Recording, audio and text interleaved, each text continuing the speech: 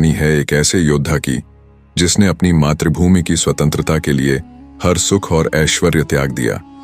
यह कहानी है मेवाड़ के शेर महाराणा प्रताप की, जिनकी वीरता आज भी हमारी आत्मा को प्रेरित करती है।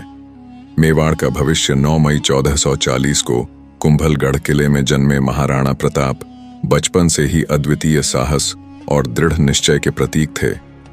जब वे महज 12 साल के थे तो जंगल में एक शेर ने गांव के निवासियों पर हमला कर दिया। बिना किसी भय के प्रताप ने अकेले उस शेर का सामना किया और उसे पराजित किया।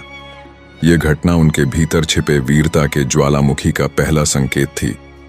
भारत के कई राज्यों को जीतने के बाद मुगल बादशाह अकबर की नजरें मेवाड़ पर थीं। उसने महाराणा प्रताप को कई दूत भेजे और संधि करने का प्रस्ताव दिया, लेकिन प्रताप का जवाब सीधा और कठोर था। मेवाड़ स्वतंत्र जन्मा है और स्वतंत्र ही रहेगा। हम अपनी मिट्टी को किसी के पैरों तले रौंदने नहीं देंगे। 1576 में हल्दी घाटी का युद्ध हुआ, जो इतिहास के सबसे महान युद्धों में गिना जाता है। महाराणा प्रताप की सेना में केवल 20,000 योद्धा थे, जबकि अकबर की विशाल सेना 80,000 सैनिकों से भरी हुई थी। इस युद्ध में महाराणा प्रताप ने अपनी तलवार और घोड़े चेतक के साथ अद्भुत वीरता दिखाई। चेतक ने एक बार मुगल सेना के हाथियों के बीच कूदकर महाराणा को बचाने के लिए अपनी जान जोखिम में डाल दी। घायल चेतक ने अपनी अंतिम सांस तक महाराणा को सुरक्षित स्थान पर पहुंचाया। युद्ध में मुगल सेना भले ही भारी पड़ी, लेकिन महाराणा प्रताप की हिम्मत नहीं टूटी। उन्होंने गुरिल्ला युद्ध की रणनीति अपनाई और मुगलों की नाक में दम कर दिया। हल्दी घाटी की हार के बाद महाराणा प्रताप ने अपनी पत्नी, बच्चों और सेना के साथ जंगलों में शरण ली। उन्होंने घास की रोटियां खाकर और पत्थरों पर सोकर दिन बिताए।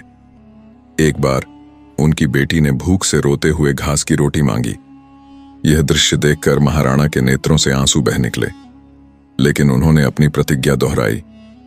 स्वतंत्रता के बिना जीवन व्यर्थ है। मैं अपना सिर झुका सकता हूं, पर अपनी मातृभूमि को गुलाम नहीं बनने दूंगा।